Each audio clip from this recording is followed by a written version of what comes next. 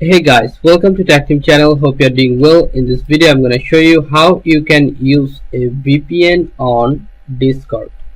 Okay, so in this case, you have to go to Google first, and if you ask to Google which VPN is more secure for the Discord, then just click on enter, and Google will suggest you this. Download a VPN here to vpnexpress.com. Not all VPN will help you like this. Some VPN may occur to permaban your Discord account. So you can use this Get Express VPN and download it in your computer, and you can use it with your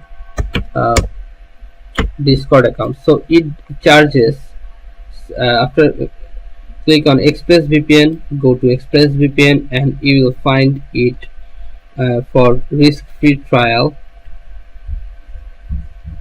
Okay, so if you want to get 3 months free, you have to first you have to register with it with your dollars or any card, Visa card, American Express card, or PayPal, Bitcoin, anything. So you have to purchase this first, then you can use it. Okay, so this is completely safe, I think. So yeah, if you want to use a VPN with Discord, you can use this. So guys, if you find this video helpful, then please give a thumbs up and don't forget to subscribe the channel. Thank you so much for watching the video.